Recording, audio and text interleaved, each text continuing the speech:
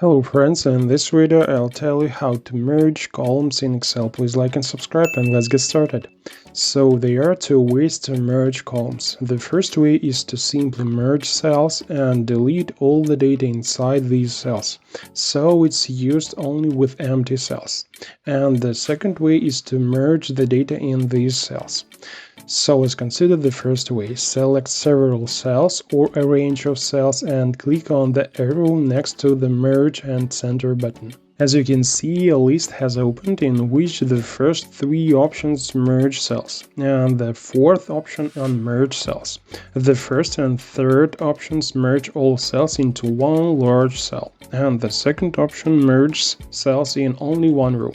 That is, it creates one large row or several rows when merged. Select any of the first three options, and if there is text in the cells, Excel warns that it will save the data of the upper left cell and delete the rest. Be careful when working with real data.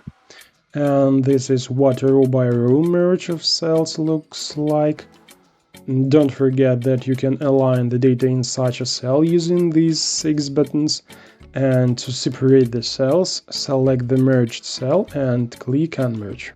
Okay, now let's look at the second way of merging with saving data.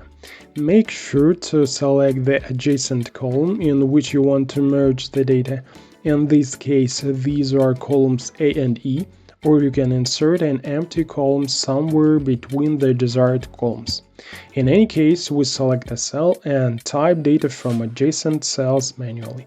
When the data is entered, we press the magic keyboard shortcut Ctrl-E, and the data in the remaining cells is filled in.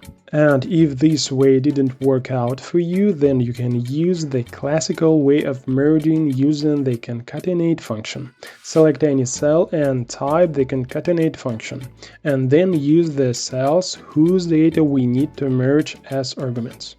And to separate the data, we type a space in quotation marks after each cell.